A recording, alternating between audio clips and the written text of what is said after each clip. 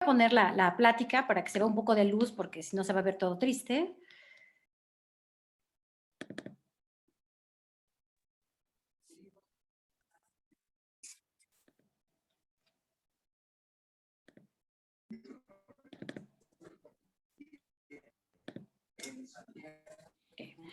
¿Sí se ve la pantalla? Sí, sí se ve, Idalia.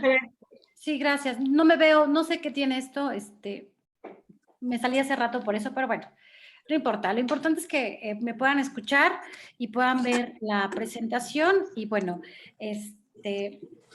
la verdad es estábamos un poco estresadas de saber el día de hoy qué iba a pasar, cómo íbamos a empezar la plática, qué más. Entonces, de aquí, la idea de cuando surgió AMEFO, que fue ya en el 2020, ¿no? Que todo se alineó para fundar AMEFO, siempre tuvimos dentro de los miembros fundadores esa ilusión y ese objetivo de formarnos y contar nuestras historias propias, de que esta asociación realmente es de personas que nacemos y que hacemos farmacia oncológica.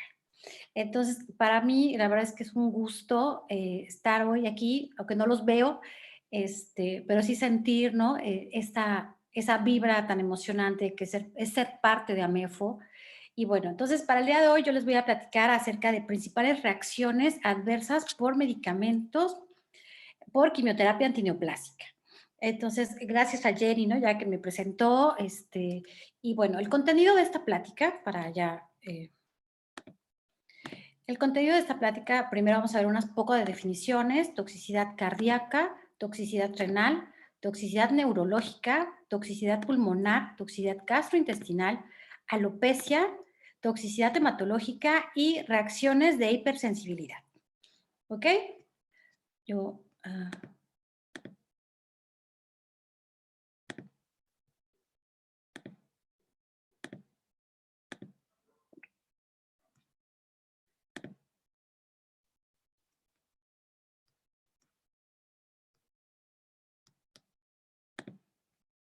traté de prender mi cámara, pero creo que sigo sin verme.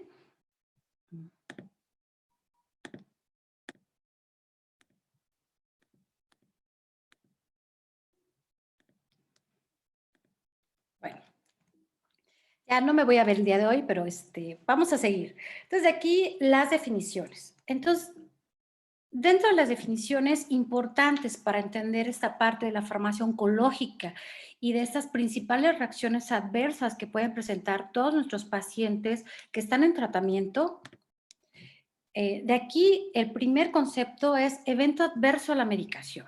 Y entonces aquí el evento adverso se maneja como cualquier suceso médico desafortunado que puede presentar durante el tratamiento con un medicamento, pero que no tiene necesariamente relación causal con dicho tratamiento.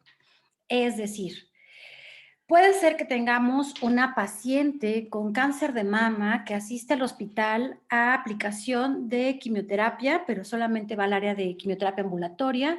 Supongamos que va por un trastuzumab, ya sea trastuzumab inyectable o un trastuzumab IV. Termina la infusión o termina la aplicación subcutánea, espera una hora para visualizar cómo está la paciente, egresa del servicio, sale del hospital, se despide de todas sus amigas que son las enfermeras, sale y de repente, no sé ustedes, pero aquí en Jalapa la realidad es que hizo mucho calor el día de hoy. Me imagino, ya vi que está Noé dentro de los participantes, supongo que en Morelos si aquí hacía calor, allá yo no sé cómo podía vivir yo en Cuernavaca, pero bueno, hacía muchísimo calor. Entonces, igual que yo, la señora tenía mucho calor. Entonces sale y se toma un helado afuera del hospital, que estaba buenísimo, y de repente la paciente empieza a tener entumecimiento de lengua, de manos, de labios, de pies. De aquí tenemos, en este caso, ¿no? Supuesto, tenemos un suceso médico desafortunado que es este entumecimiento de la paciente. Que tenga relación causal con el medicamento que le acaban de aplicar, que es trastuzumab, no lo sabemos. De aquí, Otra definición es una reacción adversa a un medicamento. Y esta definición es una respuesta de un medicamento dañina o inesperada que ocurre dosis normalmente usadas en el hombre para la profilaxis, el diagnóstico o la terapia de alguna enfermedad o la modificación fisiológica. Aquí hablamos de dosis normales, ¿no? No dosis tóxicas, dosis normales. Y entonces, ¿qué pasa? Cuando tenemos este evento, necesitamos checar el evento, necesitamos analizar el evento y qué está pasando.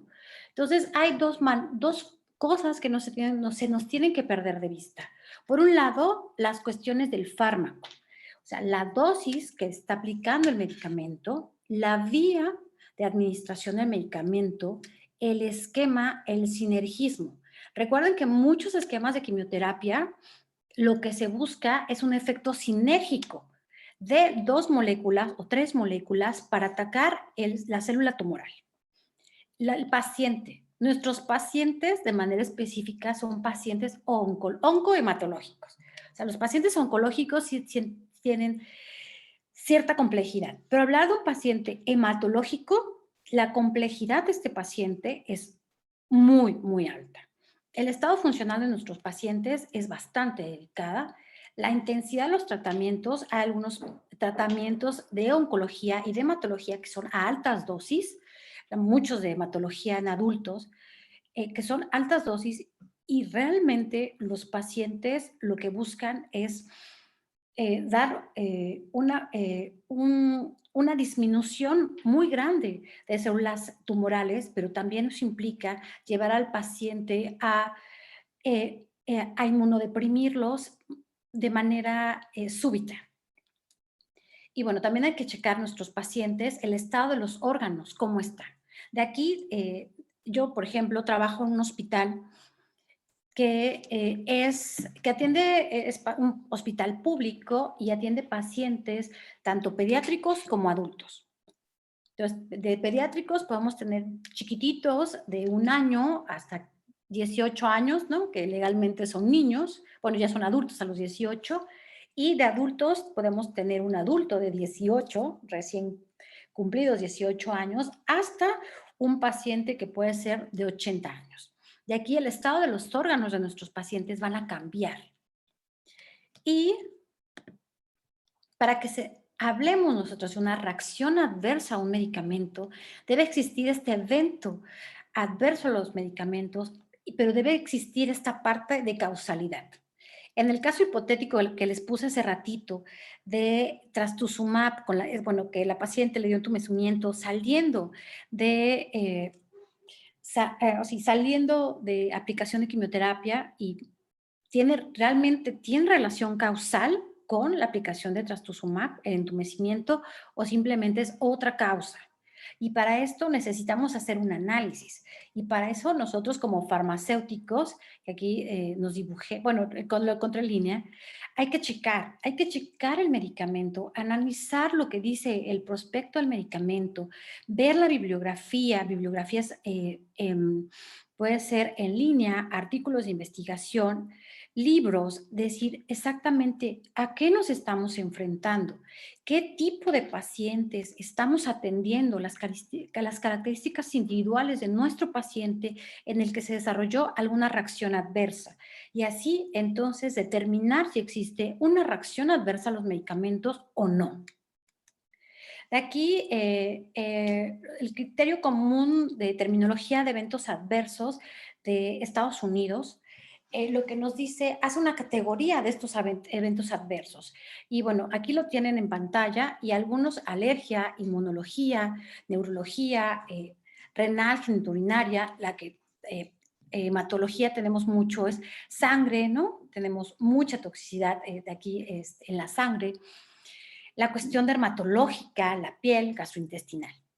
De esta terminología nos divide los eventos adversos en 5 grados, que va del 1 que es leve, hasta llegar al número 5, que puede ser muerte relacionada al evento adverso.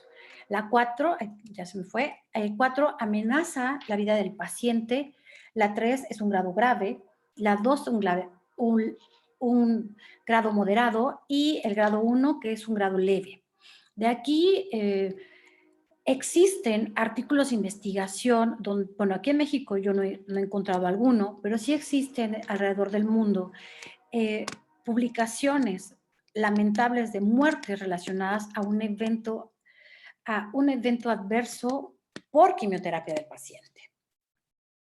De aquí, este es un ejemplo de lo que nos dice estos criterios, el criterio común de terminología para los eventos adversos en oncología.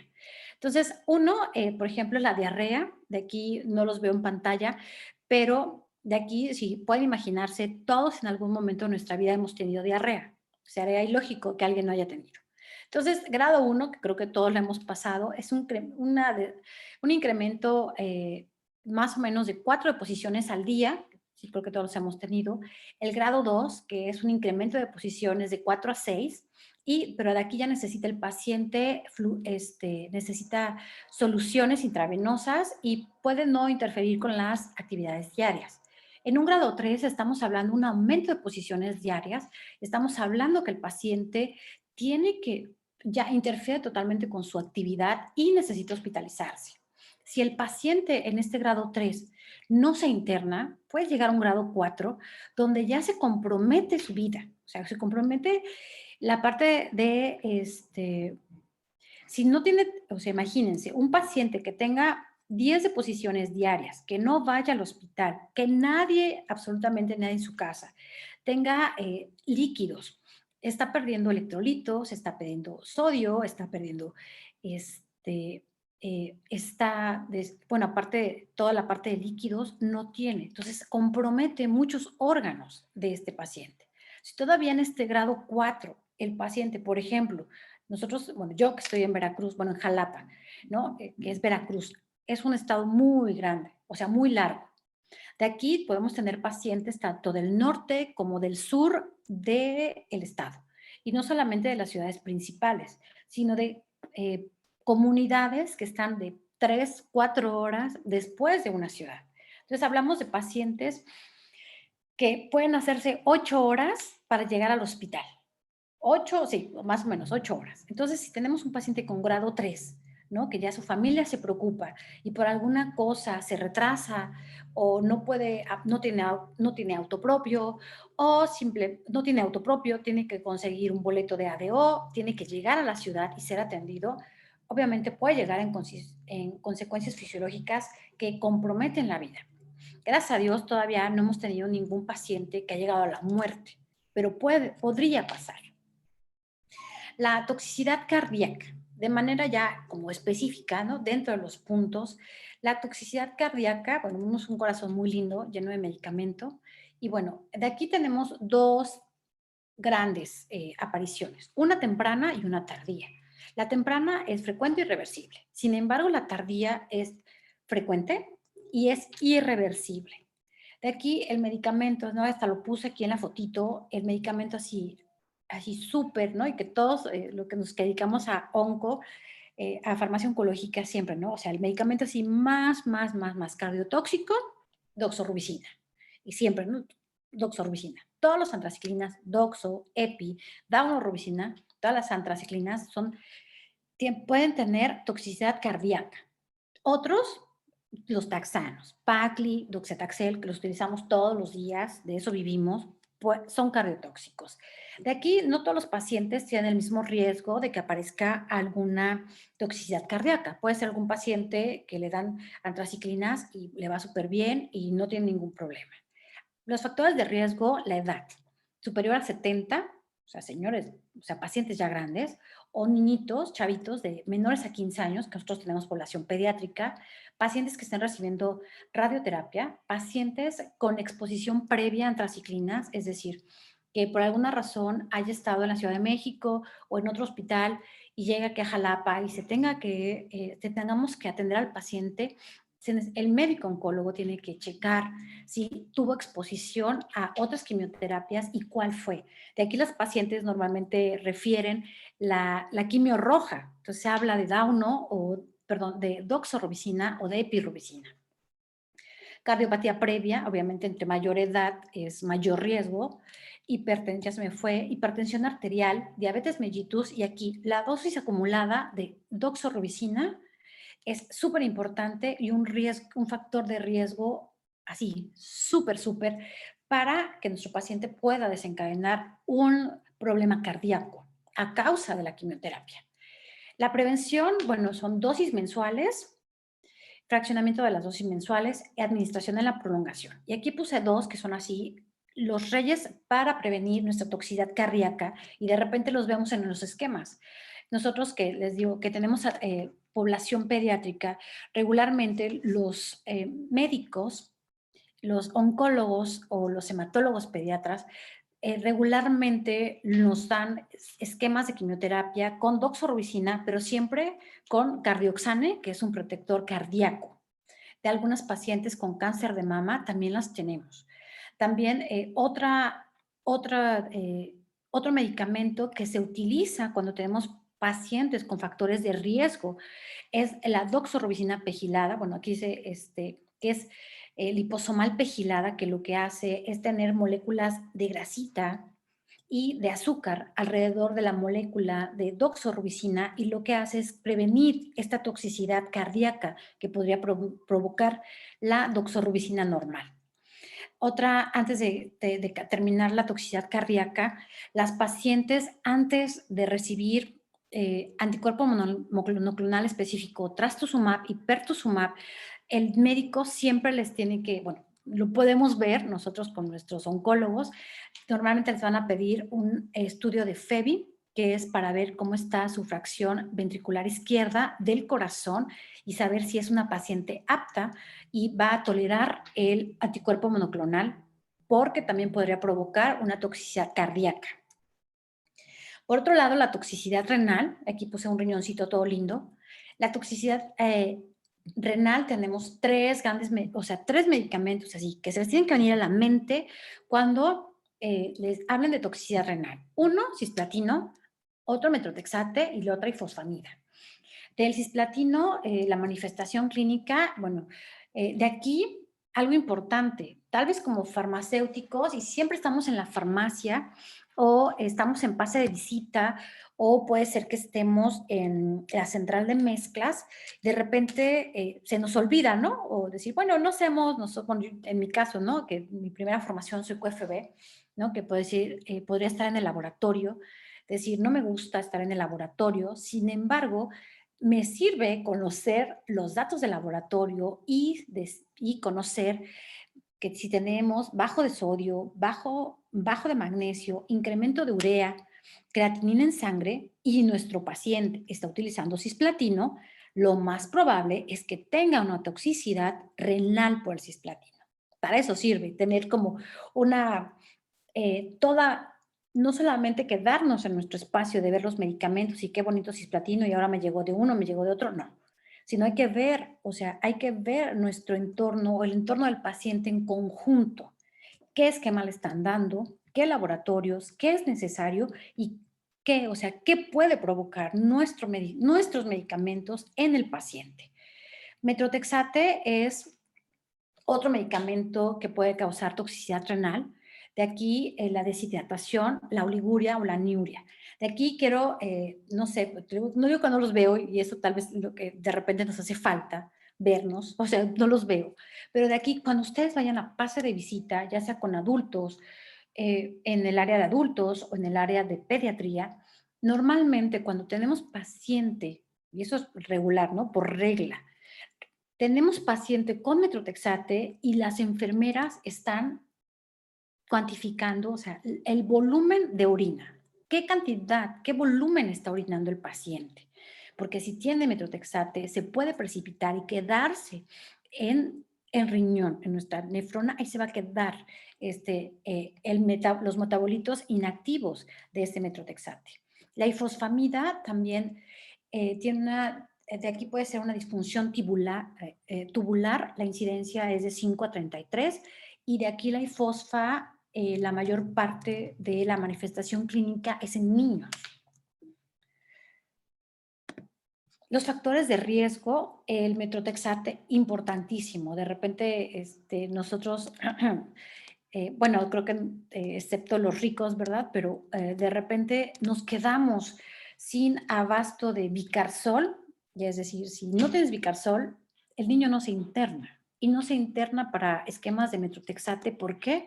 Porque necesitamos un pH urinario mayor o igual a 8 para que se pueda estar en condiciones óptimas y no poner en riesgo al paciente de que pueda tener una toxicidad renal. De aquí, dosis mayores de 50-75 miligramos por metro cuadrado en cisplatino es un factor de riesgo. Obviamente, si contemplamos, ¿no? Si el paciente ya tiene tiene la albúmina baja y tiene hiperuricemia, es un factor de riesgo para desencadenar una toxicidad hematológica, perdón, una toxicidad renal. Si nuestro paciente antes, ¿no?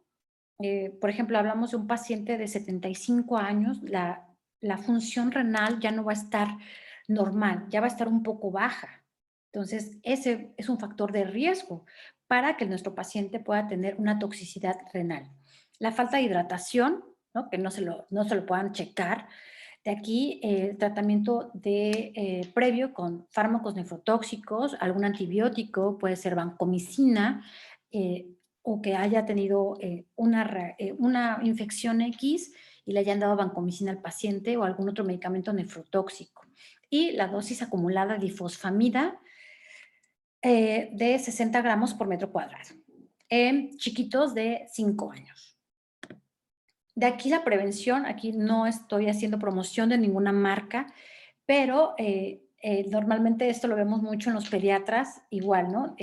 Cuando tienen dos esquemas de cisplatino por 5 días, siempre les dan este protector renal, que es el amifostin, el fraccionamiento de las dosis, si recuerdan sus esquemas de pacientes con tumores germinales que le dan esquemas BEP. Normalmente esos pacientes están 5 días y los 5 días le dan dosis de cisplatino, porque en un solo día no pueden darle todo porque aumenta el riesgo de toxicidad renal. La orina, ¿no? 100 mililitros por hora. Algunos pacientes les dan en Y, ¿no? Luego les ponen en Y cisplatino con manitol y entonces todo el mundo andamos corriendo porque queremos manitol y no tenemos. De aquí, para la ifosfamida, regularmente se lo ponen con un protector renal, que es el Mesna, que es ciclofosfamida e ifosfamida.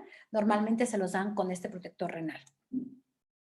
De aquí, con metotrexate, los que les comentaba, el pH urinario mayor o igual a 8, el flujo urinario de 300 mililitros por hora, que eso lo tiene que checar la enfermera, pero nosotros como farmacéuticos podemos ir y en el pase de visita o si estamos en áreas directamente de hospitalización, podemos ir checando o por si tenemos alguna enfermera nueva o no conoce, podemos orientarla, es decir, cuánto orinó y poder verificar si le está pasando algo a nuestro paciente antes de que el médico se pueda percatar.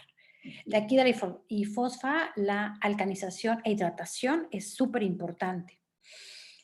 No sé si voy muy rápido pero aquí tenemos otra toxicidad que es la toxicidad neurológica.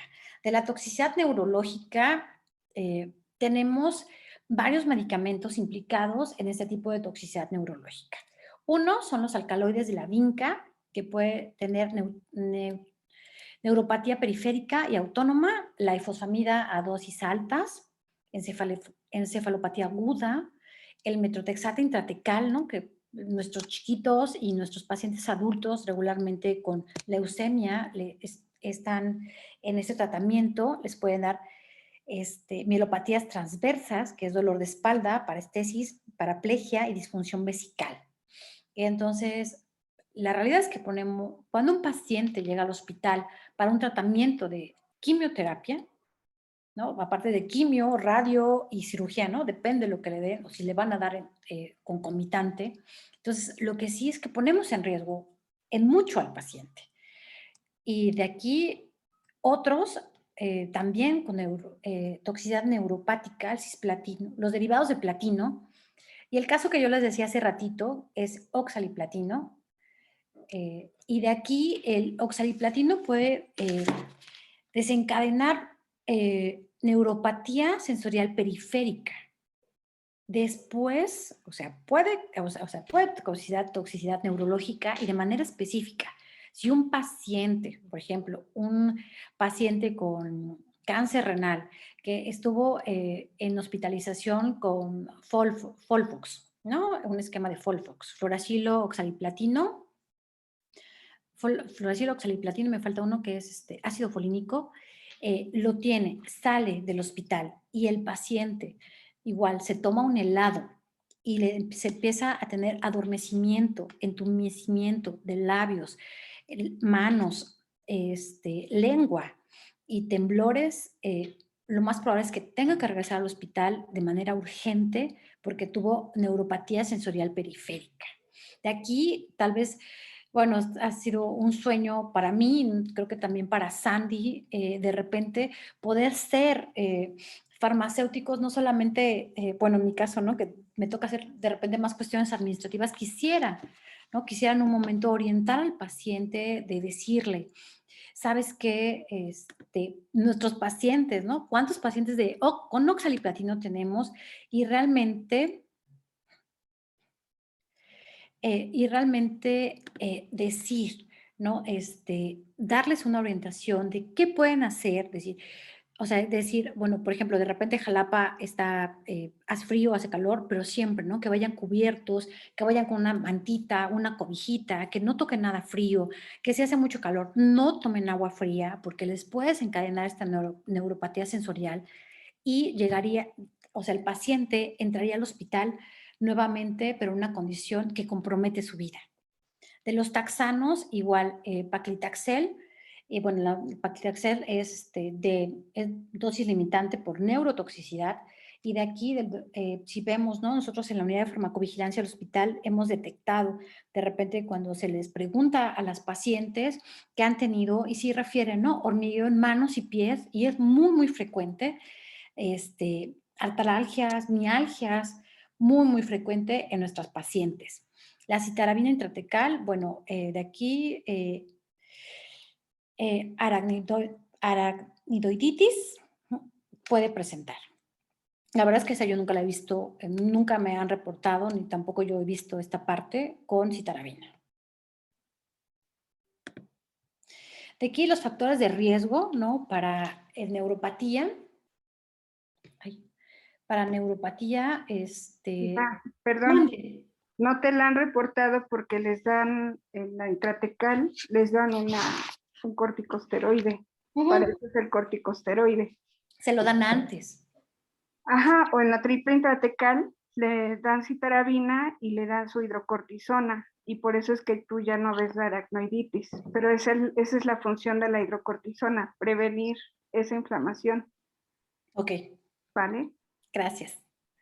De aquí, factores de riesgo, diabetes, el alcoholismo, alcaloides de la vinca, que puede ser por la edad, ¿no? Mayores a 40, 50, o sea, ¿cuántos pacientes con cáncer de mama no tenemos, ¿no? De 40 a 60 años es el pico para la manifestación de cáncer de mama y la gran mayoría, a muchas de ellas les damos alcaloides de la vinca.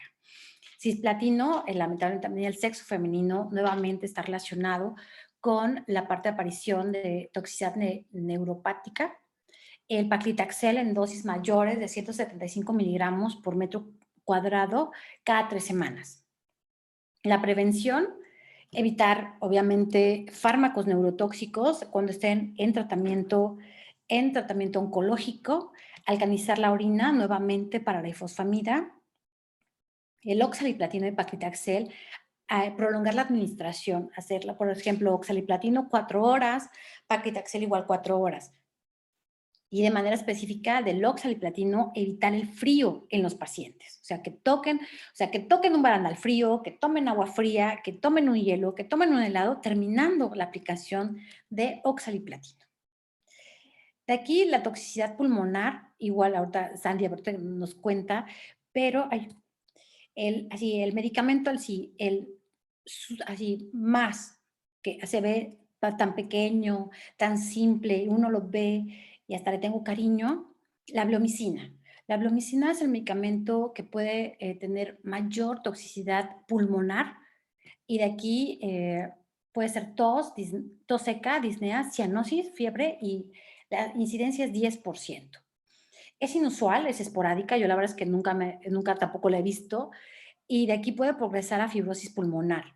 Y aquí, cuando estaba preparando la plática, y ahora, ¿no? Porque en el hospital no somos COVID, seguimos atendiendo regularmente a nuestros pacientes con cáncer, pero de repente tenemos un triage. Y entonces, al inicio sí está, bueno, ya ahorita todavía hay casos, pero de repente, es decir, o sea, el paciente tiene tos seca, tiene disnea, tiene fiebre, o sea, puede ser COVID, pero también puede ser una toxicidad pulmonar. De aquí, para esto, nos tenemos que apoyar, ¿no? En el equipo de salud y ya para eso tenemos al radiólogo. Yo la verdad es que siempre lo comento, no entiendo las fotitos que tienen, pero leo al final el resumen y la interpretación y aquí nos puede decir si tiene una fibrosis pulmonar el paciente o no. De aquí, otro medicamento puede ser la mitomicina del 3 al 14% y el metotrexate en una incidencia del 2 al 8%. Factores de riesgo, aquí está la bleomicina, por eso se las pongo aquí.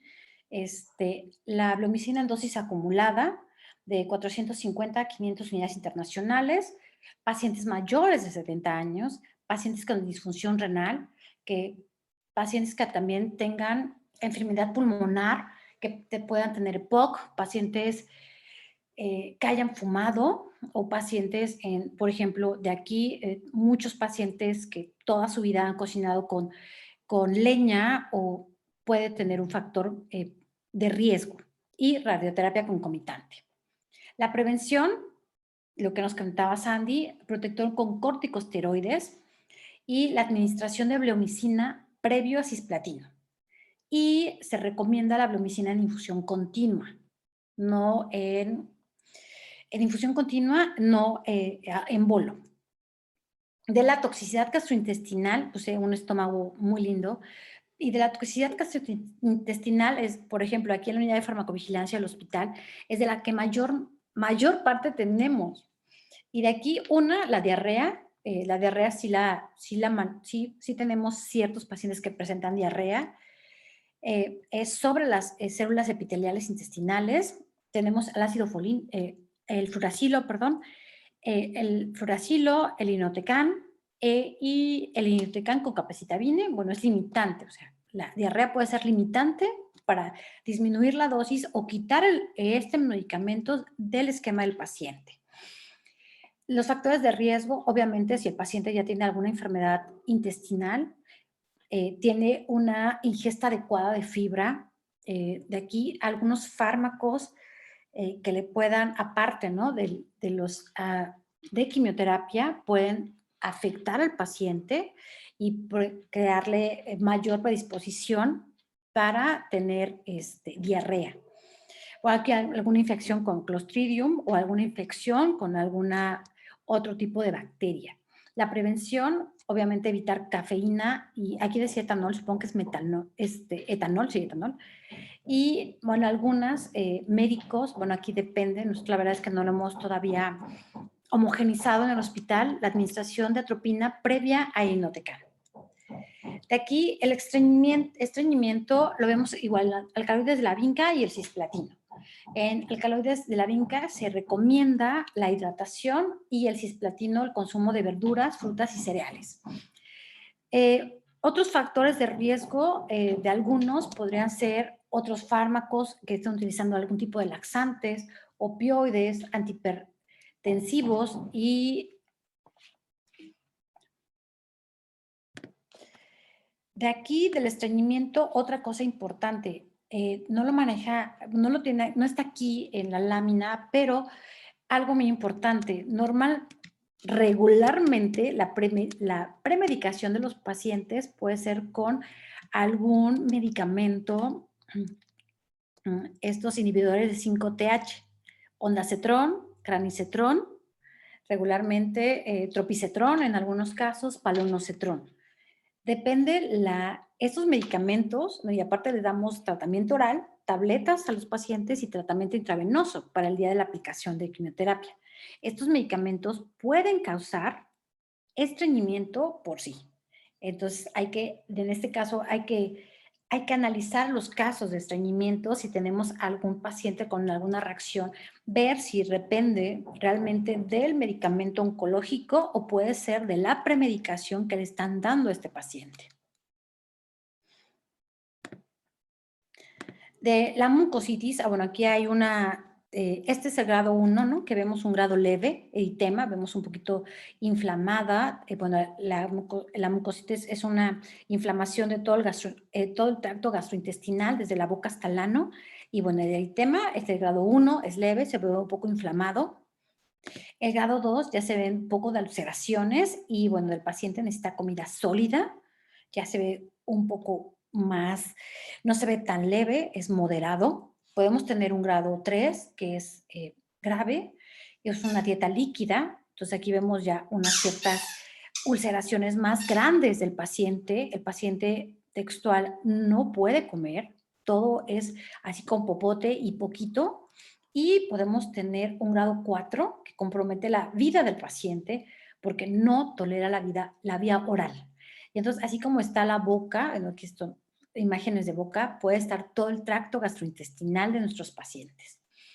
Y entonces, aquí lo importante es que podamos nosotros como farmacéuticos apoyar al equipo de salud y detectar esta mucositis en grado 1 o en grado 2 y poder tomar acciones para que nuestros pacientes no lleguen a un grado 4 y comprometer su vida. Y de aquí tenemos manifestación clínica, la incidencia es del 40 al 75% de nuestros pacientes, o sea, es una incidencia muy alta. Los factores de riesgo es que aparte de quimioterapia, el paciente esté recibiendo quimioterapia. Otra cosa importante y de repente es un poco contrastante porque habla de una higiene dental deficiente y de repente en mi caso que estamos en un hospital público, de repente vemos pacientes que vienen de muy, muy lejos, de repente no sabemos si tienen servicios públicos, si tienen agua, o sea, si tienen pasta de dientes, no sabemos si tienen dentista, bueno, que dentro del hospital hay un dentista, pero no sabemos realmente si han tenido, ¿no? En sus centros de salud más cercano, alguien que la haya revisado y para que tengan una salud dental. Entonces, es un factor de riesgo y es contrastante con lo que se espera. Pero sí, sí es importante, ¿no? Porque sí predispone al paciente a tener más problemas, en el caso, ¿no? Es que tuviera quimioterapia, a presentar mucositis. Las dentaduras postizas, lo mismo, y bueno, el riesgo en chiquitos, en niñitos, ¿no? Y mayores de 65 años. La prevención es, bueno, cuando lleguen al hospital, ¿no? En algunos hospitales tienen cierto protocolo de que cuando llegan al hospital lo checa primero la parte de dentista, no sé cómo se llama, lo checan, ¿no? Le dan cierta evaluación al paciente y otra cosa importante, ¿no? Las recomendaciones es administrar en la cavidad oral 30 minutos antes y después de la administración de fluoracilo y mitojantrona. Otra reacción, una toxicidad, ¿no? Que siempre vemos muy común, esta es de la piel y es alopecia. Y si de repente pensamos, ¿no? Antes de vivir de oncología y de farmacia oncológica, tenemos siempre que pensamos en un paciente oncológico, siempre nos imaginamos un chiquito o una señora sin cabello. O sea, eso como que lo traemos en la mente. De aquí, la manifestación clínica obviamente es la caída del cabello y de aquí empiezan las primeras 2 semanas, en la primera, segunda semana de tratamiento con el medicamento de quimioterapia. Puede ser la cabeza y todo el cuerpo. Aquí lo importante, bueno, gracias a Dios, la alopecia es reversible, o sea, los pacientes se quedan sin cabello, luego se les va cayendo por partes, de plano mejor se rapan y puede ser reversible. En algunos casos, me acuerdo de un chiquito que tenemos, porque todavía es paciente del hospital, tenía el cabello lacio, al inicio empezó la quimioterapia, terminó el tratamiento con ciclofosfamida y después al niñito le empezó a salir el cabello chino y ahora tiene el cabello chino y es como extraño, ¿no? Algunas mujeres normalmente tendemos al hacernos el cabello, ondulárnoslo o algo y aquí es simplemente cambia el cabello. Y de hecho a los pacientes, ¿no? Refieren que les cambia la textura, o como que les gusta tal vez más su cabello cuando les renace. La prevención, frío local durante la administración, pero solamente es como paliativo. La realidad es que la alopecia al final va a llegar a nuestros pacientes. Factores predisponentes, pues todos los pacientes pueden presentar. Hay un medicamento, ahorita no recuerdo el nombre, nosotros en el hospital no lo manejamos, creo que en el área privada sí lo manejan, de un medicamento para prevenir la alopecia en los pacientes. O sea, que la alopecia que pueda presentar puede ser menos, y aquí pueden ser algunas vitaminas con biotina para fortalecer el cuero cabelludo.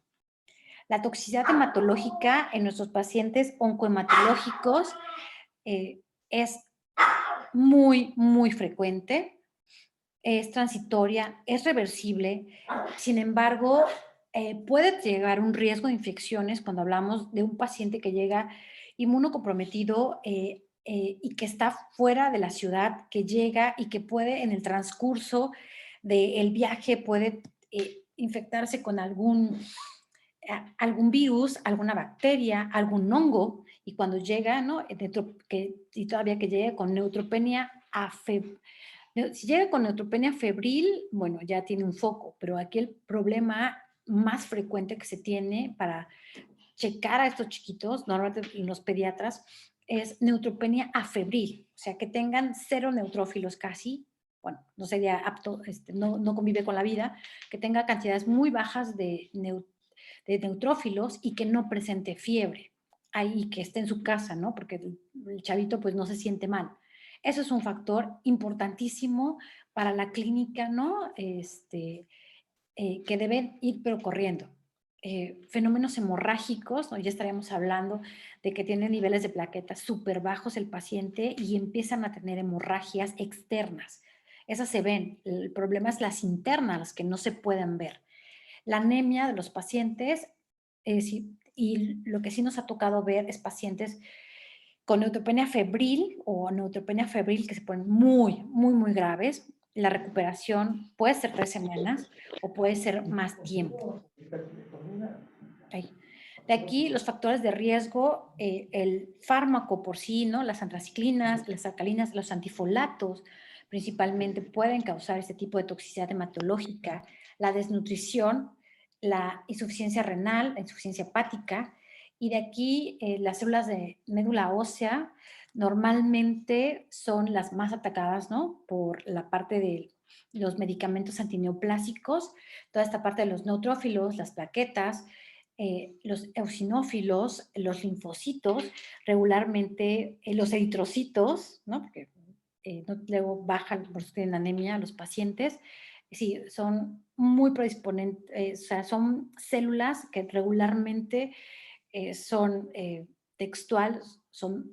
son víctimas de nuestros tratamientos antineoplásicos, de las moléculas antineoplásicas, más bien el, el medicamento es citotóxico, que implica que mata las células y no solamente mata las células cancerosas, las células tumorales, sino también mata estas células y más las células que realmente rápidamente van teniendo una vida media, o sea, que van creciendo más rápido. A esas son las que ataca, por eso ataca a estas líneas celulares. Por último, las reacciones de hipersensibilidad, y de aquí la manifestación clínica, bueno, son varios, pueden ser cutáneas, prurito, rash, eritema, respiratorios, broncoespasmo, disnea, cardíacos, frecuencia respiratoria, tensión arterial, que probablemente los pacientes se ponen hipotensos, y gastrointestinales, que pueden ser náuseas y vómito. De aquí, de las reacciones de hipersensibilidad, muchos medicamentos, para eso es la premedicación de varias moléculas. premedicación con taxanos, tanto Doxetaxel como Paclitaxel, premedicación para rituximab, cetuximab, de estos anticuerpos monoclonales que son quiméricos, que todos los que terminan en CIMAP, que son anticuerpos monoclonales quiméricos, ¿no? Que vienen una parte murina y una parte humana, tienen mayor riesgo de presentar una reacción de hipersensibilidad que un anticuerpo monoclonal humanizado. Entonces aquí sí hay que hacer equipo totalmente con el departamento de enfermería como farmacéuticos y nosotros integrarnos a su equipo.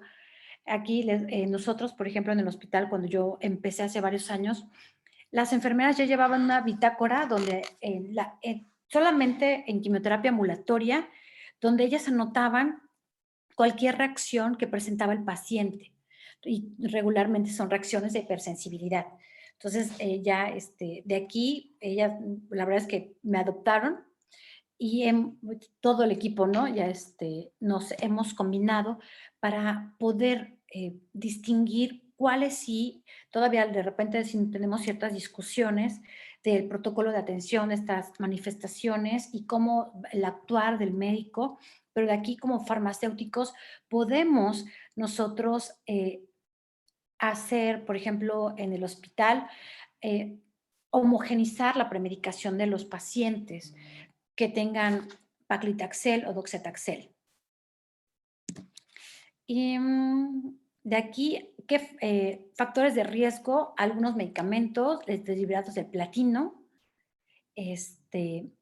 carboplatino, cisplatino, oxaliplatino, los taxanos, Paclitaxel, Doxetaxel, y de aquí la velocidad de infusión al inicio de estos taxanos es súper importante y tenemos que hablarlo mucho con enfermería. Sí, te dicen, lo aplico lento, pero no te ponen, goteo lento, normalmente lo ponen ahí en las notas, goteo lento, pero no sabemos como farmacéuticos, ahí luego lo que yo me frustro, ¿no? No sabemos cuánto para ellos es goteo lento. Goteo lento es muy ambiguo, necesitamos datos más objetivos, de decir, son 3 mililitros por minuto, 2 mililitros por minuto, para que nosotros sepamos la concentración de medicamento que está pasando por minuto. De aquí, muchas de las reacciones de hipersensibilidad que se da con los taxanos es por velocidad de infusión. Entonces, por eso hay que estar como pendientes. La L-esparaginasa puede dar reacciones de hipersensibilidad. Vemos a los niños, ¿no? Nosotros tenemos una chiquita de un pueblito que se llama, de arriba, de un pueblo que se llama Jico. Cuando llegó, primero estuvo en el hospital, le pusieron L-esparaginasa en la pompi. Después estuvo un rato, estuvo bien, salió del servicio ya en la nochecita, se fue y cuando regresó, cuando llegó a su casa, la pompi de la niña venía súper inflada. Entonces tuvieron que regresarse inmediatamente al hospital para darle atención. Los anticuerpos monoclonales, lo que les comentaba, anticuerpos monoclonales, los quiméricos, los que terminan en CIMAP, son los que tienen mayor factor de riesgo de presentar reacciones de hipersensibilidad. El etopósito, entonces también hay que checar dosis vía el esquema. De aquí la prevención, en algunos casos, es fraccionar la dosis, las pruebas de sensibilidad y prolongar el tiempo de administración. De algunos otros medicamentos, por ejemplo, aquí la presentación fue de medicamentos antineoplásicos, pero tenemos otros medicamentos, como ya lo vimos con Sandy. Algunos otros medicamentos son muy específicos, llamados estos inhibidores de tirosinstinasas, de cadenas de señalización de tirosinstinasas, imatinib, sorafenib, sunitinib, sorafenib, imatinib, todos los NIP. Estos también no son, o sea, aparte de que son moléculas muy, muy específicas, no son totalmente seguros. También nos pueden dar reacciones adversas y, por ejemplo, sorafenib puede dar más en la piel, en rash y descamación, como el síndrome mano-pie, que también lo podemos encontrar con capecitabine y con doxetaxel. De aquí puede causar diarrea. Eso es por los tirosinstinasas. Y por otro lado, así es como nada más, ¿no? Para que no solamente los medicamentos citotóxicos por sí pueden causar reacciones adversas. Recuerden, cualquier medicamento, cualquiera, hasta el paracetamol ahí que vemos y que es nuestro amigo porque nos lo tomamos muy frecuente, nos puede causar alguna reacción adversa a los medicamentos. De los medicamentos oncológicos, la parte de que nos pueden desencadenar la muerte, bueno, pueden desencadenar la muerte al paciente y que pueden ser susceptibles, ¿no? Simplemente con aumentar la dosis de estos medicamentos los convierte en medicamentos de alto riesgo. Y son principalmente cuando se habla, ¿no? De este tipo son medicamentos citotóxicos. Todos, ¿no? Todos los que han desfilado por estas diapositivas son medicamentos citotóxicos. Y de aquí, no sé si tengan alguna pregunta, espero les haya gustado, sigo sin verlo, sigo sin prender mi cámara. Entonces, si tienen preguntas, chicos, con mucho gusto.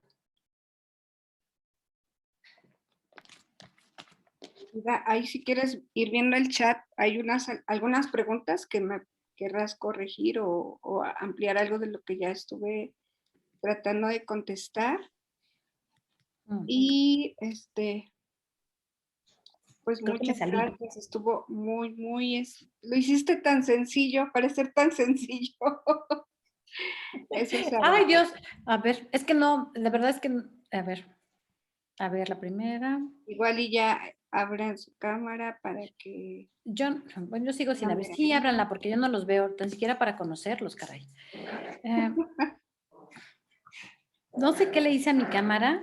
A ver, ¿Cuál es la función del manitol al ponerlo en Y con cisplatino? Dice, ¿dónde está? Si se escucha, si se visualiza la pantalla, buen día, no permite escuchar. Y se quedó como congelada. ¿La pantalla? Ajá. No, es que dejé de... ¿Dejaste de compartir? Sí, no, la comparto. No, si quieres déjala de compartir. Mira, pregunta la función del manitol y si usas algún algoritmo para evaluar los eventos adversos.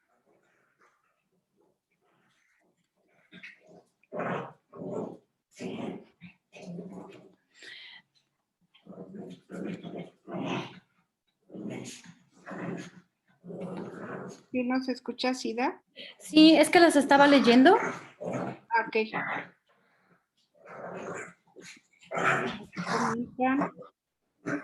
Sobre el síndrome colinérgico, estábamos ahí hablando sobre la atropina.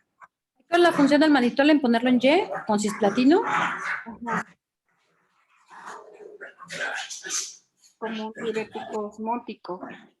Ajá. Realmente está como ya hay escuelas que ya no lo recomiendan, de médicos, y solo ante el cisplatino pues se dice que es mejor, y creo que sí es lo mejor, hidratar previamente al paciente, porque también los diuréticos osmóticos pues al final tienden a provocar a la larga pues daño al paciente. Y luego el manitol cristalizado, si nosotros lo pasamos así, híjole, he visto manitoles que no son translúcidos, están totalmente precipitados por el frío y así lo llegan a colgar. Entonces es bien delicado esto.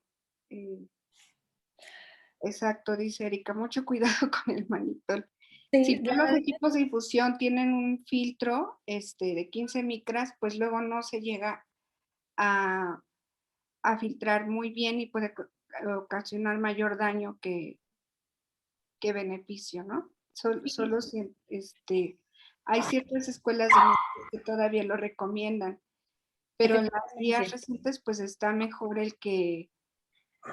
mejor la hidratación previa, 2 litros de solución salina previo al cisplatino o en Y durante toda la administración. Sí, algunas escuelas sí todavía lo siguen utilizando. En el hospital sí lo utilizan, no siempre, pero sí depende de las escuelas. Y sí, la recomendación sí es hidratar antes del manitol. Y de aquí, es que ya me perdí de las preguntas. Del síndrome colinérgico ya hablaron, ¿verdad? De la atropina. Sí, estuvimos aquí en el chat con el... Ajá. De aquí, preguntas del factor estimulante de plaquetas. Pues el filgastrim. no, de plaquetas. De plaquetas, no, yo no lo utilizo, en el hospital no lo utilizamos. La realidad, Recuérdame, Ingrid, el nombre del... Es que no quiero hacer promoción a no, es que pero ya la tuve en que algunos sí poner se aquí. necesita. Este, Sí hay un medicamento aprobado para estimulante de plaquetas que se utiliza como para trombocitopenia. sí, No, no sé yo lo si, puse aquí en el chat. ajá, Es como estamos en Facebook, tampoco quiero ponerlo. Aquí dice. Sí, sí sirve el medicamento que estoy poniendo. No, pues si no nos van a cobrar derechos. Este, no lo sé. Sí, sí previene las transfusiones, pero pues pero tendrías que ver el riesgo, pues, beneficio, digo, el costo-beneficio, sí, ¿no? también hay que ver, ¿no? Obviamente, un factor estimulante de colonia, la caja saldrá con 5 ampolletas alrededor de, en la privada, como unos, ¿qué serán? Unos 3,000 pesos.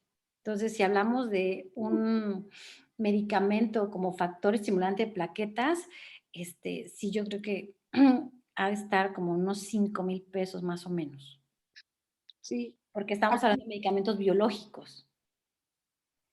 exacto. Sí, y de aquí del pool de plaquetas, es que cuando hablamos de un paciente, o sea, hematológico, o sea, los oncos, ¿no? De tumores sólidos, no vamos a Claro. tener tanto problema en la cuestión de la toxicidad hematológica. Pero aquí, cuando hablamos de un paciente hematológico, o sea, hablamos de un paciente que tiene leucemia, tanto adulto como pediátrico, o linfoma, ¿no? Que es lo que nosotros vemos más, estamos hablando de que ese paciente, alrededor de todo su tratamiento de 3 a 5 años, va a estar con toxicidad hematológica, ¿no? Va a ser, ¿cómo lo llaman los hematólogos? La van a aplazar, ¿no? Bajan, o sea, como la carga es sobre médula ósea, lo que hacen es, o sea, sí son muy fuertes las quimioterapias y la toxicidad hematológica que puede presentar todos sus pacientes es muy grande. Entonces, yo la verdad depende, ¿no? Pero en el hospital no trabajamos con factor estimulante de plaquetas. Sí, utilizamos en ese caso el pool de plaquetas, ¿no? Por eso está el banco de sangre y regularmente es lo que se tiene, ¿no? Son 300 mililitros el pool, son grandes y regularmente les dan. Obviamente que tenemos un paciente todo el transcurso politransfundido, ¿no? Sí. Es el riesgo.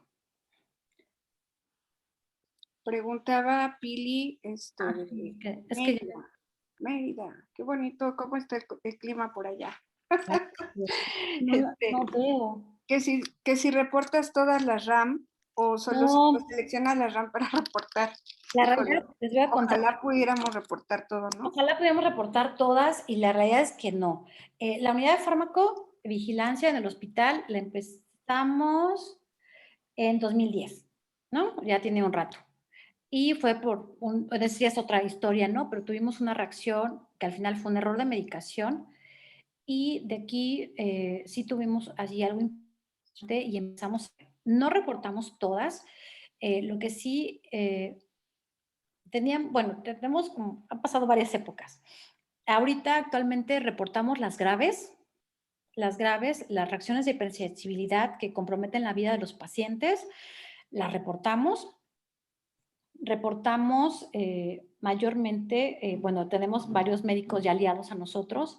El hospital no es muy grande, son 70 camas sensables, entonces chiquito. Y de aquí, por ejemplo, en pediatría o los oncólogos y hematólogos, eh, más de pediatría, no de adultos. Los de adultos luego hemos sufrido ahí pérdidas y luego hay que educarlos. pero para no desviarme de la pregunta, muchos de ellos, de los pediatras, nos hablan, ya sea en el celular o a la farmacia, y de aquí nos reportan algunas reacciones importantes que tenga el paciente. Por ejemplo, mucositis nunca nos reportan, sin embargo, sí nos han reportado, hemos tenido toxicidad, bueno, aquí ya lo puse, ¿no? Toxicidad pancreática con algunos pacientes. Alguna vez tuvimos toxicidad hepática con el uso de Pazopanib, bueno, no digo marca, tuvimos detalles, ¿no? Y ya nos lo reportan los pacientes. Y la realidad es que no podríamos. En algún momento, ¿no? De la unidad de farmacovigilancia, pues yo creo que no teníamos mucho otros o más trabajo y se hacían entrevistas con los pacientes y sí detectábamos algunos detalles de, por ejemplo, esa parte que les contaba del hormigueo, de las manos, los pies, eso con las pacientes. El síndrome mano-pie sí lo pudimos observar cuando hacíamos entrevistas con las pacientes, pero lo que sí es que la mayor parte de las reacciones que presentan los pacientes oncológicos, náuseas, vómito y creo que ya. Pero sí, aquí nos hemos enfocado más a reportar las graves. También porque en nuestra plantilla de farmacéuticos de la farmacia, pues somos 5 y esas 5 hacemos todo. Entonces es muy complicado de repente llevar toda esta parte. Pero sí, de aquí, ¿quién es Pris? Pues si puedes, híjole, pues es que se tendría que analizar. Nosotros igual implementamos para las reacciones graves un apartado dentro del expediente clínico para ir anotando las reacciones. Pero la realidad es que luego no nos da tiempo. Si queremos hacer muchas cosas y en serio no nos da tiempo. Pero igual, si vas empezando o algo para ir fogueándote, puedes hacerlo. Y lentamente, lentamente vas a ir viendo diferentes cosas. Y aquí algo sí que no se nos tiene que perder de vista es que bueno, aquí es específico, ¿no? Principales reacciones adversas. Pero el objetivo de una unidad de farmacovigilancia hospitalaria no es el número de reportes que hagas, ¿no? Que llegues a los 500. No, o sea, realmente para lo que estamos es detectar señales de que puede estar pasando con los medicamentos que están en el hospital, que puede ser el medicamento, y ahora los que estamos en hospitales públicos lo sabemos, o sea, decir, están llegando muchos medicamentos de otros países, ¿no? Que, bueno, ya por esta parte, ¿no? Ya pueden llegar aquí a México y tenemos muchos, o sea, llegaron muchos argentinos, llegaron, creo que unos hindús, unos llegaron de Estados Unidos. Entonces hay que ver, ¿no? Hay que vigilar esos medicamentos. Hay que vigilarlos. Por otro lado, hay que ver si, por ejemplo, no tenemos nosotros errores errores de medicación en el uso y manejo de los medicamentos dentro del hospital. O sea, puede ser, o les contaba, ¿no? Nosotros el error de medicación que teníamos era por la cadena fría de un medicamento y que estaba desencadenando muchas reacciones adversas. Pero la realidad es que fue un error de medicación, o sea, porque teníamos muchos cuellos de botella. Entonces, para eso sirve una unidad de farmacovigilancia. Pero son mis hijas que están jugando, entonces, niñas. Entonces, sí hay que checar, o sea, si quieres ir empezando, sí. Si fueran todas, híjole, no te daría tiempo, viviría solo para eso. Y creo que no, ni como teniendo una plantilla, no. Podrías enfocarte. Nosotros nos enfocamos más en las graves. Y de aquí, no sé si te quedó clara, Pris, pero es que ya estoy bien perdida en el chat. Si reportas la rama a los fabricantes y qué acciones tomas si identificas algún lote. Aquí es bien importante tener la trazabilidad, ¿verdad? De todos sus procesos. La trazabilidad es importante. De aquí, la trazabilidad es importante. ¿Reporto al fabricante? No. No, la realidad es que no reporto, no contacto al fabricante. Eh,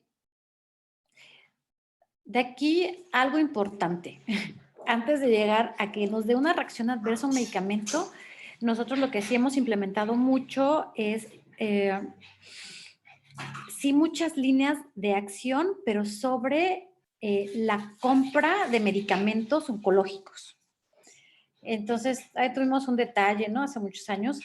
Y lo que sí es que medicamentos, por ejemplo, anticuerpos monoclonales, solamente, o medicamentos exclusivos, ¿no? Ahorita que estamos entrando en la inmunoterapia, pembrolizumab y ipilimumab, creo que vamos a tener, nivolumab, se están, bueno, trastuzumab, ¿no? Se compran única y exclusivamente con proveedores autorizados por el laboratorio productor. Es decir, que nuestra línea de compras se reduce a Maipo. Ay, no puedo ser comerciales, ¿verdad? Entonces, a ciertos proveedores, ya los escribo. No, perdón. Ciertos proveedores. De medicamentos oncológicos, la mayor parte llegan por parte del almacén central de la Secretaría de Salud. Y de aquí, si tenemos, por ejemplo, tuvimos algún problema con, no puedo decir marcas, con uno que está en Guadalajara, que empieza con U, no lo dije, teníamos detalles de lotes o demás, y ahí sí contactamos al proveedor, porque teníamos el mismo lote de medicamento, pero las cajitas eran diferentes y la tipografía, o sea, el tipo de letra era diferente. Ahí sí contactamos al proveedor, pero para alguna reacción, una RAM X como, bueno, X no, una toxicidad gastrointestinal, no lo contactamos. Es decir, reportas las B y las de tipo A. Digo, sí está mal que no lo hagan los centros, pero como dices, no te das abasto, ¿no? Para todo. Sin embargo, los que son de farmacovigilancia dirán, no, está muy mal que no lo reporten. Ay, pues. Sobre todo cuando un medicamento es de nuevo ingreso, yo creo que sí, híjole, no sé cómo hacerle, pero pues... Bueno, nosotros ahorita, no sé si, no veo quiénes están, no sé si están las chicas de... Pon la vista de galería y si quieres deja de compartir y ve la vista de galería. Deja de compartir la pantalla. Ándale, y pónganse todos en su cámara. Así, yo no puedo ver porque la verdad es que no sé qué le pasó a mí esta cosa. Sí, ya no te ves. No, no me veo, no sé qué tiene, no me había hecho esto en la computadora, estoy en la computadora. Ajá. Pero pues sí, lo ideal es que se pudiera reportar todo, ¿verdad? Pero pues la farmacovigilancia, recuerden, la hacemos todos, no solo el farmacéutico o no solo la enfermera, también el paciente, los que nos están siguiendo por Facebook, si son pacientes, deben de reportarle a sus médicos, a su enfermera, y si tienen un farmacéutico cerca, pues qué afortunados para que le dé seguimiento a su tratamiento. Así que, pues sí, tenemos que hacer más farmacovigilancia. Sí, Sí, tienen todos razón, ¿no? De que debe de ser más intensiva y sobre todo cuando un medicamento es de recién ingreso, de recién aprobación, ¿no? sí. Nosotros, por ejemplo, ahorita creo que ya no las vi, pero lo que sí estamos haciendo, bueno, lo que queremos hacer, ¿no? Queremos hacer tantas cosas y luego no me da tiempo ni de comer. Pero, lo que sí es, por ejemplo, ahorita, ¿no? Que estamos con inmunoterapia, tenemos 2 pacientes, yo espero mañana voy a hablarles por teléfono, ¿no? Porque es la segunda semana, es la primera aplicación de los 2 para ver si han tenido alguna reacción adversa. Y es porque es de nuevo ingreso el medicamento, aparte de que es carísimo, pero sí es porque es de nuevo ingreso para saber cómo están los pacientes. Y vamos a darlos específico a ellos 2 cierto seguimiento. Pero la verdad es que no nos da tiempo, somos muy poquitas para poder checar a todas. De aquí, Alejandro Zamorano dice, ¿no? Que si existe algún material que se le proporciona al paciente como departamento de farmacia para sobrellevar los eventos adversos. No, en el hospital no llevamos algún material, en algún momento, ¿no?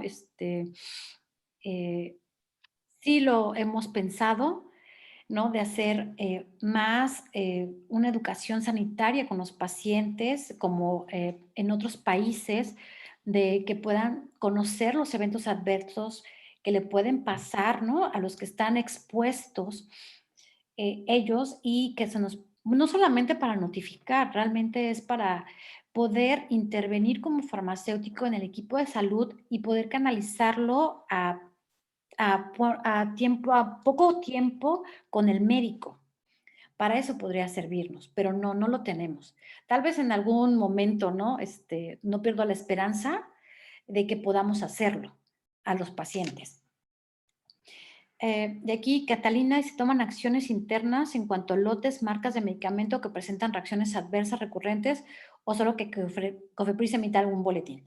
De aquí, sí, comunidad de farmacovigilancia y, bueno, la unidad, ¿no? Que somos las farmacéuticas y dentro del comité de farmacovigilancia, igual, si tenemos alguna, algún, ¿qué será? Algún detalle, algo con algún medicamento, hacemos acciones internas antes de que COFEPRIS salga con algún comunicado. Por ejemplo, el del caso de medicamento que les contaba que venía así con 2 lotes raritos, lo que hicimos fue ponerlo en cuarentena. No se podía utilizar ni salía ni nada en cuarentena. Nosotros, bueno, de los medicamentos anticuerpos monoclonales, casi todos los biológicos pedimos, no importa, no importa el proveedor, aunque sea proveedor autorizado, bueno, una es compra con proveedor autorizado y otra es que a todos los medicamentos biológicos, o sea, anticuerpo monoclonal, estos inmunoterapia, tirosininasas, a esos medicamentos específicos les pedimos certificado analítico de los medicamentos, porque de repente sí nos pasaba, ¿no? Uno que está aquí en el pueblo, no está en la gran ciudad, y de repente no podía, o sea, era difícil poder comprar el medicamento. O sea, yo no me encargo de las compras, qué bueno, pero lo que sí es que entonces tercerizaban, eso se da mucho, ¿no? Tercerizan, no sé, por ejemplo, un imatinib, ¿no? De 400 miligramos, lo compra un proveedor, ese proveedor se lo vende a otro y así, ¿no? La cadena hasta que llega a nosotros. Entonces, nos pedimos así, un simple certificado analítico y con eso no te lo pueden conseguir, la realidad, porque cuando el laboratorio productor entrega el certificado analítico a su proveedor autorizado, se compromete, ¿no? Y de hecho hay muy pocos distribuidores autorizados y eso nos ha limitado mucho a que entren diferentes tipos de medicamentos. De aquí algo que también, ¿no? El año pasado que hubo muchísimo escasez de medicamento oncológico, sufríamos de algunos, ¿no? Muchos sufríamos, no teníamos ciclo, no teníamos cetopósido, no teníamos fluoracilo, antes de que llegaran los argentinos, y llorábamos, creo que todos los que estábamos en hospitales oncológicos, y de repente empezaron a aparecer muchos medicamentos hindús, de Estados Unidos, de donde sea, se empezaron a salir medicamentos. Entonces nosotros de aquí, lo que sí empezamos, ¿no? Comunidad, a solicitar para esos proveedores que querían vendernos esos medicamentos, les pedíamos ¿cómo se llama? Permiso de importación del medicamento. Entonces, es decir, si tienes permiso de importación del medicamento, sí se puede comprar. Y obviamente no lo podían entregar. Pero estamos hablando de un hospital público, pero de aquí también en un hospital privado tendrían que regirse por las mismas líneas, ¿no? Sí, Ida, nuestro colega Alex quiere hablar. Ay, sí. Hola, muy buenas noches. Muchas gracias, Ida. La verdad es que muy interesante y mucha información, ¿no? que tener en este manejo. Yo te hacía la pregunta de los materiales porque, como bien dices, cuando se manejan estos medicamentos, en algún momento algunos pues conllevan unos riesgos que son conocidos y otros que con los nuevos medicamentos pues se van conociendo. Entonces, en la industria, ¿no? Regularmente, cuando registras un medicamento, a la industria le piden que haga algo que se llama un plan de manejo de riesgos. y algunos hacen algunos materiales. Entonces mi pregunta es que aunque es público, pues en algún momento la posibilidad de que lleguen estos materiales para que se conozcan, o sea, tú que los conozcas para tener más como la charla con el médico, ¿no? Ya se vería con el paciente.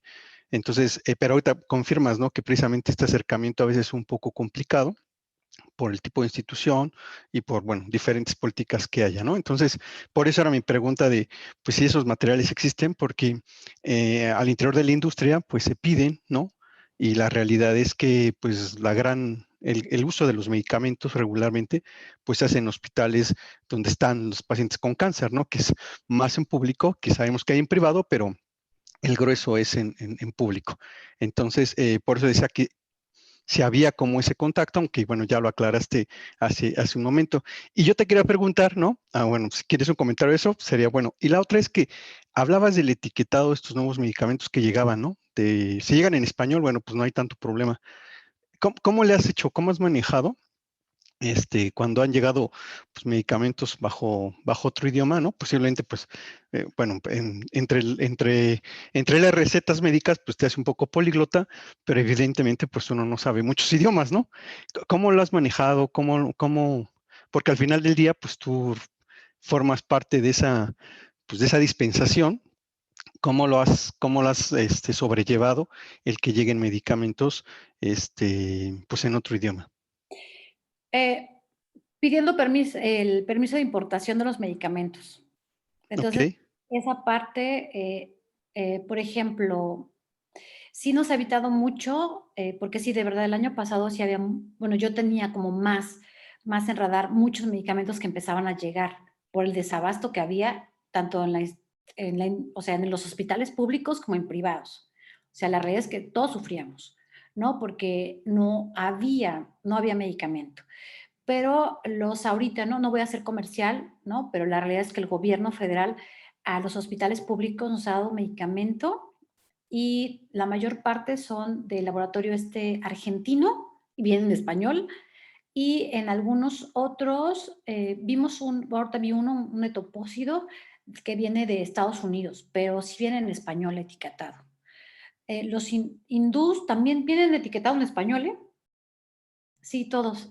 No, sí, no recuerdo alguno que viniera, no sé, Taiwán, ¿no? Algo así que sí tendría que meterlo. Y creo que si fuera el caso, bueno, primero tendría que ver, ¿no? El permiso de importación del medicamento y, pues sí, meterlo a algún traductor o, pedir apoyo en alguna, ¿cómo se llama? En la facultad de idiomas para que me ayudaran con la traducción, porque si no, pues no. sí, sí, porque ese era como el entendido, ¿no? De que habían llegado medicamentos, pero eran más como anestésicos. Y en la parte de oncología, como dices, eran más de importación con un etiquetado en español, que a veces esa es pues es el trabajo, como dices, de tener aunque tengas el precio de importación, me imagino que toda la parte de farmacología, pues de las bases, ¿no? No sé si utilizas algo en especial, ¿no? Digo, Micromedics o no sé, algo, ¿no? Porque evidentemente, pues cada uno va a traer su, este, su información para prescribir, pero me imagino que te basas como en la general, ahí sería. No, pues es que viene la información de la IPP de cada medicamento. Y sí Ok, es importante revisar, bueno, tanto, o sea, se puede checar algunas bases de datos, ¿no? Medscape Pharmacies o checar ok, páginas especiales de Onco, ¿no? O por ejemplo, ese sí voy a hacer comercial, ¿no?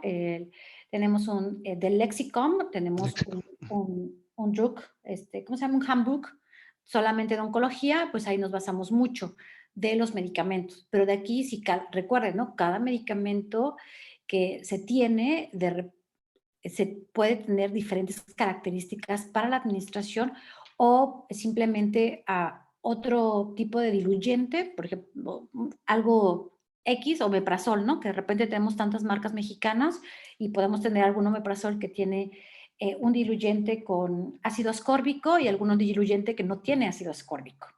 Entonces, si aquí tenemos variaciones, sí es importante tener esa información de los medicamentos. Ok, y bueno, la pregunta obligada que hicimos hace unas semanas a una doctora, oncóloga que invitaron, le decía que por qué no reportaban los médicos, ¿no? Y ella nos decía que al final del día había una situación ahí de ego, ¿no? De ego profesional. En este caso, ¿tú consideras igual? O sea, digo, tú tienes una muy buena ya relación con el equipo médico. Y en Ah, este proceso, en este proceso de reportes de lo que estás hablando, digo, sabemos que hay algunos que ya son esperados. ¿Tú consideras que sí llega el momento en que el oncólogo, digo, como en todos, ¿no? Hay algunos que son proactivos y te dicen, ah, mira, farmacéutica, esto es importante, ¿no? Que se reporte. O ves como en ellos de, ah, sí, sí, ya. O esta deshumanización, ¿no? Que yo creo bueno, he escuchado, ¿no? El proceso de humanización que hoy se habla tanto del farmacéutico y más en este proceso de oncología.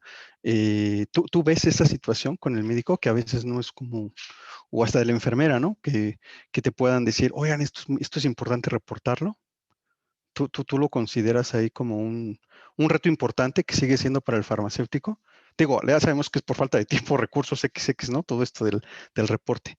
Pero tú, ¿cómo visualizas esa situación ahorita que hablas de los eventos adversos? bueno, de aquí la realidad es que en el hospital donde trabajo sí tenemos la unidad de farmacovigilancia. La realidad es que a mí me han adoptado, ¿no? Creo que a todo el equipo que tenemos, eh, eh, al equipo farmacéutico, ¿no? Te digo que no somos muchos, pero nos han cobijado eh, la parte médica, ¿no? Tanto todos los oncólogos, los pediatras, los hematólogos, los cirujanos oncólogos nos han adoptado, ¿no? Entonces, de aquí, eh, la realidad es que no creo, bueno, la parte de ego o demás, no, simplemente siempre estar como muy presentes. De aquí, que no es tanto que ellos reporten, la realidad es que nosotros lo que hemos querido con la unidad de farmacovigilancia es que nos avisen solamente, o sea, decir, tengo este paciente Pedro Pérez que tuvo una reacción y de eso se puede hacer y es trabajando en equipo. Por ejemplo, yo la semana pasada, ¿no? A veces estoy siempre en mi oficina, salí y me encontré una oncóloga pediatra y me dijo, oiga, química, porque no me dice farmacéutica, ¿no? Pero pues ya, no importa. Entonces ya me dice, oiga, es que tengo un paciente, ya lo reportamos, no sé qué, que con mercaptopurina ha presentado esto y esto, y se me hace muy extraño, Shalda, ¿no? Ya dije, bueno, y ya lo anoté, ¿no? Lo anoté, llevaba mi agenda, ya lo anoté. Y de repente igual me encontré algunos días, ¿no? A una hematóloga de adultos y me dice, oye, es que ese cisplatino que me diste, o sí fue cisplatino, ese cisplatino que me están dando muchas reacciones con mis pacientes y no sé qué. Y dije, pues no me has dicho nada. Y ya me dijo, pues no sé. Y dije, pues dime qué paciente, ¿no? Para investigar el caso, porque si no, no tengo información. Entonces, esos son unos casos, ¿no? O sí las graves, como decía hace ratito, de, por ejemplo, pancreatitis, me habla por teléfono directo a la oficina, ¿no? Ya saben que vamos a atender la solicitud y que vamos a investigar el caso de la reacción que tuvo el paciente. Pero es realmente un trabajo diario, también que te vean como farmacéutico, que eres comprometido, que quieres aprender, que quieres conocer, ¿no? Que no te quedas como con las cuestiones básicas, ¿no? Sino que estudias, ¿no? Para poder entender un poco y ser parte de un equipo de salud que está integrado, ¿no? Estaba integrado desde antes y nosotros. Y, y lo que sí es eso, hacer un equipo con ellos, no pelearnos, ¿no? Decir, Doc, nada más avíseme, no hay, o sea, manden un mensaje, no hay problema, ¿no? Para hacer equipo con ellos. Y no, la verdad es que es una tarea titánica, porque siempre hay médicos nuevos. También tenemos, bueno, yo tengo la ventaja que la mayor parte de la plantilla del hospital somos jóvenes, ¿no? Muchos somos jóvenes, bueno, unos más que otros, pero sí tienen cierta predisposición. No sé en otros centros, ¿no? Qué pueda pasar, pero de aquí del hospital, sí. O sea, y al final uno se va haciendo amigos o gente más cercana. Este, por ejemplo, gente más cercana que somos parecidos. Entonces, igual, ¿no? Siempre, pues uno hace amiguitos con algunos y siempre tenemos esa parte. Pero aquí lo importante es que el paciente esté bien, ¿no? Y el paciente de aquí es que todos trabajemos con un objetivo en común, que es la seguridad del paciente, ¿no? Porque en eso ayudamos. Y aquí dice Erika que ella tiene un chat de Telegram o WhatsApp de todo el equipo del hospital donde escriba sus posibles RAM. Bueno, ¿tú lo tienes, Erika?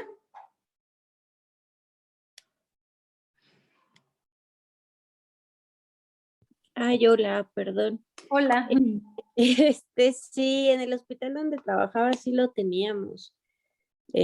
Creo que aún funciona y de hecho lo que comentábamos es que solo ponían el número de expediente por toda la cuestión de confidencialidad de datos, solo ponían el número de expediente, coma, no sé, mucositis, ¿no? Y entonces alguien ya del área iba, ¿no? Con esa persona. Normalmente ya conocíamos quién estaba más o menos en cada área, o si no te preguntabas a enfermería, dónde está fulanito, o le preguntabas a él en un mensaje privado y ya te acercabas y ya no te explicaba toda la cuestión. Y entonces levantabas el caso, ¿no? Y realmente funcionaba bastante bien. Obviamente, pues necesitas tener callo, ¿no? Porque efectivamente es muy complejo levantar todas las SRAM, ¿no? O sea, a veces definitivamente solo te da tiempo de hacer las graves, ¿no? Y hacer los seguimientos de esas graves, ¿no? Entonces, pero sí, tienes una coordinación buena y hay una buena integración de equipo, que eso sobre todo involucra mucho al director médico, al director de enseñanza, ¿no? O sea, toda la gente que esté involucrada y que si quiera cooperar, funciona bastante bien, ¿eh? Yo lo digo por experiencia. Sí, yo también lo que dijo Erika está muy bien porque si un médico en la consulta detectaba, bueno, en el hospital donde yo estaba, no quiere decir que ya no se haga, sino que espero que siga siendo, le llamábamos toxicidad o algo así. Entonces ya ponían, estos resultados, a lo mejor los resultados no estaban en el sistema del hospital porque el paciente traía sus resultados impresos, pero ya nosotros, el equipo de farmacia, sube a nuestro sistema computacional esos efectos adversos y se quedan registrados automáticamente grada la toxicidad. Y bueno, ya tenemos como en la base de datos que tal esquema en ciertos pacientes o grupos de edad, ya podemos sacar una estadística y bueno, es mucho mejor, ¿no? Posteriormente y sobre todo de inmediato hacer el seguimiento con el paciente. Entonces ya espero que mis compañeras del hospital lo sigan haciendo, por favor, a los pacientes, ¿vale?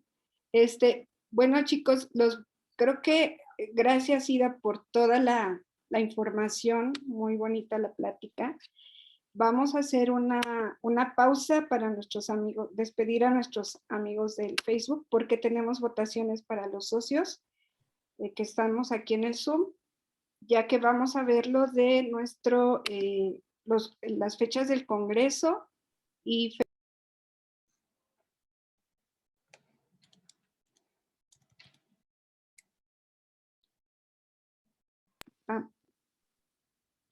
listo, Jen. Muchas gracias, Sandy. Bueno, muchas gracias a todos ustedes por acompañarnos esta noche en nuestra sesión. Y en verdad, muchas gracias a la maestra Idalia. Excelente ponencia. Aprendimos muchísimo más de toxicidades.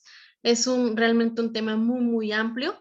Pero para eso y para ampliar algunos otros conocimientos en cuanto a oncología, no se pierdan próximamente en Facebook. Vamos a anunciar los costos y alguna información adicional de nuestro próximo curso en Fundamentos de Farmacia Oncológica, nuestra primera edición. Así que no se pierdan, por favor, las redes sociales, sobre todo Facebook, para ver más información de fechas y costos y algunas dudas que puedan surgir respecto a este curso que vamos a tener muy pronto. Y también los invito a que los que están siguiéndonos ahorita en Facebook viendo la plática, que por favor no duden en asociarse con nosotros. Como ven, tenemos unas sesiones de formación muy amplias que nos complementan en diversos temas, diferentes ponentes, ya lo hemos visto, así que por favor no duden en asociarse con nosotros. A los socios, esperarnos un momentito, vamos a hacer las votaciones y muy buenas noches a todos ustedes y muchísimas gracias por acompañarnos en Facebook.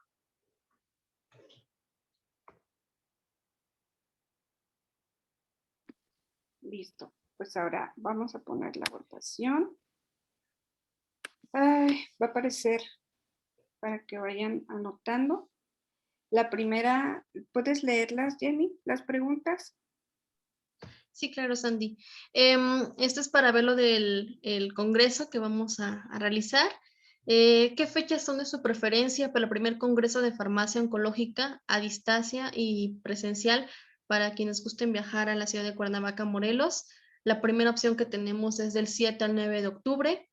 La segunda opción que tenemos es del 8 al 10 de octubre. La tercera opción es del 4 al 6 de noviembre.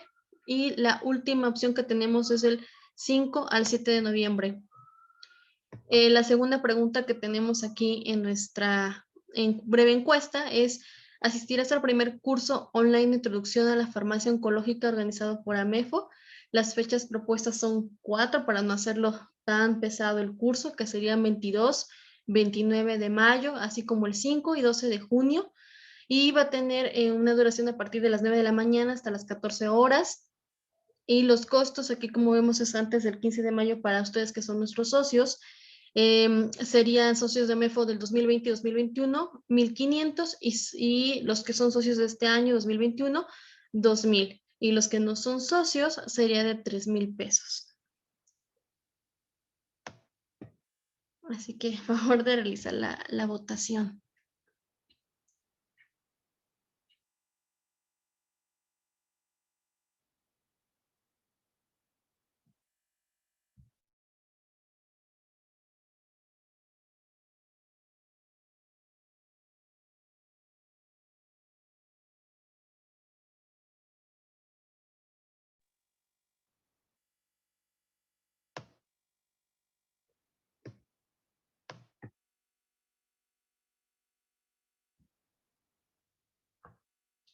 Listo, ya se cerró la encuesta. Ya tenemos los resultados. Y las... Creo que como votaron muy pocos, en lo que no sé si han visto los controles, es que no terminaron de votar todos, Jen, y somos 28 en la sala y votaron muy poquitos. 9 creo que fueron. Relancé, de todos modos, bueno, para los socios tendremos algún canal abierto a través de AMEFO Admin. Les han llegado por ahí las ligas ahora, para que vean las sugerencias nos puedan mandar las sugerencias de las fechas. Igual lo pueden consultar. Pusimos estos diferentes fines de semana porque son de jueves a sábado o de viernes a domingo. Digo, a lo mejor a la mayoría le conviene más el domingo, otros, digo, se van a guardar las sesiones, etcétera, pero pues no hay como hacerlo presencial. Ojalá ya estemos mejor para ese entonces. Y bueno, obviamente con todas las medidas, ¿verdad? Lo vamos a tener que hacer con todas las precauciones. El hotel donde queremos hacerlo tiene el salón amplio, es lo que buscábamos. Pues ojalá podamos empezar a hacer las reservas pues, pero queríamos asegurar como una fecha más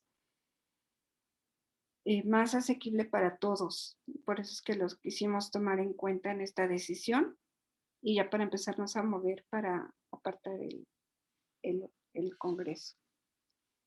Y pues ya del curso, como habíamos dicho, pues están los precios y yo creo que ahorita ya están más, creo que ya están votando más. Y bueno, socios y no socios, pues súper chicos, muchas gracias por su por su votación. Por ahí dice Pris que si habrá WhatsApp de socios, no sé. Creo que es un poco, no sé qué opinan. Igual lo podemos someter a votación. Estaría muy bien. Dice Erika que sí. Pero a veces ya el WhatsApp es como avasallador, ¿no? Para todos. Y a veces trabajamos más en el WhatsApp que en todo lo demás de nuestro trabajo. Entonces, estamos haciendo el esfuerzo por ver lo de una página web para que mejor ahí sea un canal más, pues que no se sientan presionados en el WhatsApp de estar contestando algo o algo así. Y en la página web a lo mejor podemos hacer canales y tener algo mejor, ¿no? Para nuestros socios. Ya lo estamos trabajando. Porque el WhatsApp luego ya con las reglas de privacidad y todo eso, no sé qué experiencia tengan, pero ya está como un poquito de temerse. Ay, no sé. Lo vamos a poner en votación, ¿les parece? Que la siguiente. ¿Vale? ¿Y qué más dicen? Sí, también en Twitter se puede hacer. Y por ahí Chelo nos quería compartir una. Voy a finalizar ya la votación, si están de acuerdo. Chelo quería decirnos algo para finalizar y ya cerrar, porque ya nos colgamos. Sandra se va a quedar dormida en Argentina. ¿Cómo va, Sandra? Pues muy bien, chicos, gracias por su atención en la votación.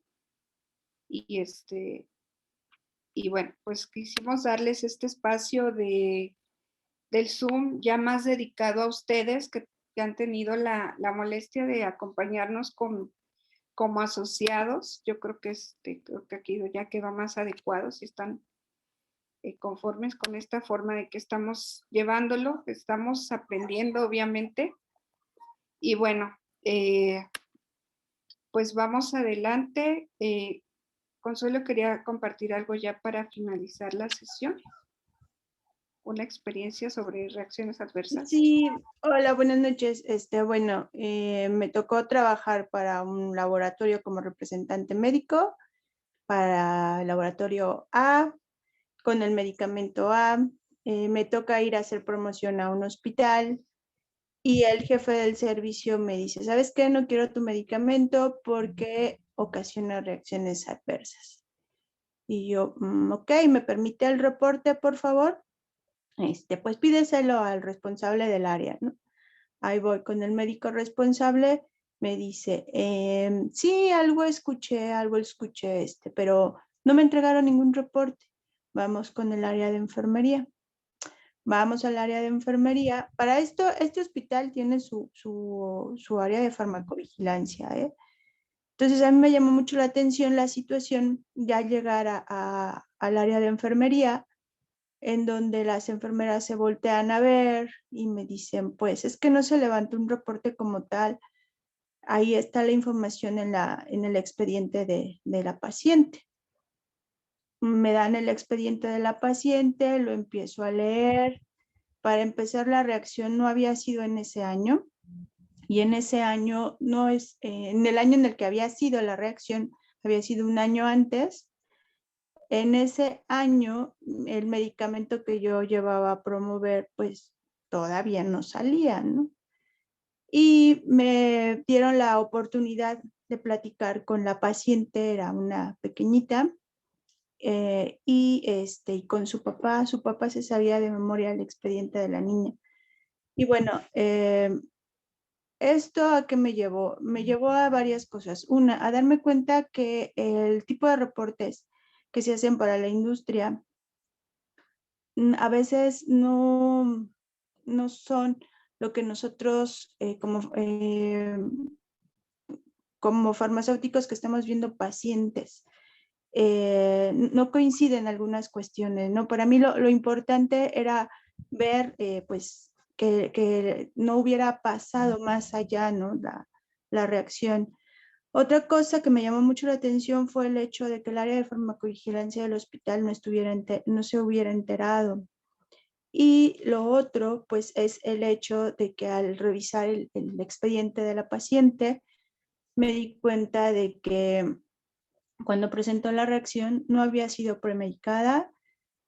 Las dosis de la premedicación, cuando lo hacían, estaban pues por arriba de lo que se indicaba. Entonces, a mí me quedó la duda, o sea, hasta dónde sí premedicar, hasta dónde no y hasta dónde modificar las dosis, ¿no? Y yo les cuestionaba esto a los médicos, porque era una niña que pues estaba en una etapa avanzada de la enfermedad y tener un descuido de ese tamaño, pues, híjole, sí estaba pues bastante grave. Al final del día, pues le demostré al médico que no había sido el medicamento que yo estaba promoviendo. Buscaron al otro laboratorio y pues el otro laboratorio pues nada más hizo acto de presencia, no le dieron seguimiento al asunto y pues hasta ahí quedó, ¿no? Entonces, yo considero que es parte importante tener esa comunicación a veces con los compañeros del área de promoción o de ventas de medicamentos. Yo sé que muchos no tienen la formación, pero sí tienen un área de farmacovigilancia en la empresa. Entonces, de alguna forma se puede llegar a ellos y estrechar así un poquito más el trabajo y hacerlo realmente eficaz, hacerlo más eficiente, ¿no? Pues bueno, esa era la experiencia que les quería comentar. Pues muchas gracias. Buenas noches. Muchas gracias, Chelo. Pues, Ida, ¿dónde estás, amiga? Ya. Pues muchas gracias a todos por su asistencia, su puntual asistencia, y pues nos seguimos viendo a la siguiente sesión de formación y pues vemos la votación y ya vamos revisando lo del Congreso. Por lo pronto andamos bien apurados con el curso, pero bueno, ya estamos afinando detalles. Ida, muchas gracias por tu tema, gracias a todos por participar. Alex, un abrazo a Ofil. Saludos a todos desde donde estén. Sí, Siempre sus pacientes.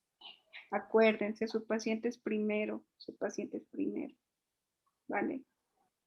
Pues cuídense mucho. ¿Qué es lo que más extraño de no estar en el hospital? Pero desde acá donde estoy también estoy muy feliz porque estoy haciendo más por pacientes, a lo mejor ya de otros lados, pero siempre con esa satisfacción. Pues no me queda más que desearles buenas noches y nos vemos la siguiente. Abrazo a todos. Muchas gracias. Gracias, maestra Idalia. Que esté muy bien. Gracias, Ida. Gracias. Gracias a todos. Bye. Bye.